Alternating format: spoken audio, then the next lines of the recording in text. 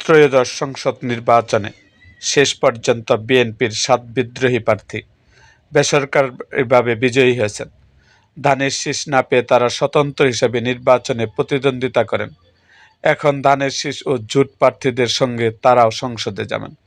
বিজয়ী স্বতন্ত্ররা হলেন ব্রাহ্মণবাড়িয়া ২ আসনের ব্যারিস্টার রুমিন ফারহানা, কিশোরগঞ্জ ৫ আসনে শেখ মুজিবুর রহমান ইকবাল, টাঙ্গাইল ৩ আসনে লুৎফর রহমান খান আজাদ, চাঁদপুর ৪ আসনে আব্দুল হান্নান, কুমিল্লা ৭ আসনের আতিকুল আলম শাওন, ময়মনসিংহ ১ আসনের সালমান উমর রুবেল এবং দিনাজপুর ৫ আসনের রেজওয়ানুল হক।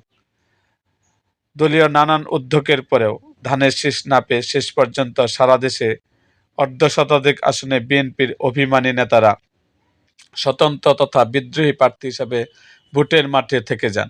বিশেষ করে শরিকদের জন্য ছেড়ে দেওয়া ১৬ আসনের ১২টিতে নির্বাচনের মাঠে ছিলেন তারা।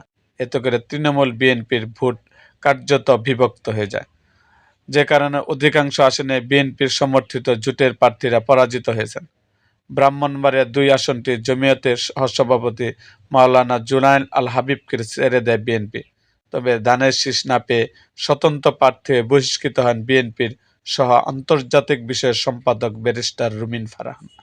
এরকম আরও ভিডিও পেতে আমাদের মুক্তাগাছার ইতিহাস মিডিয়া ইউটিউব চ্যানেলটিকে সাবস্ক্রাইব করুন এবং পাশে থাকা বেল আইকনটি বাজিয়ে দিন।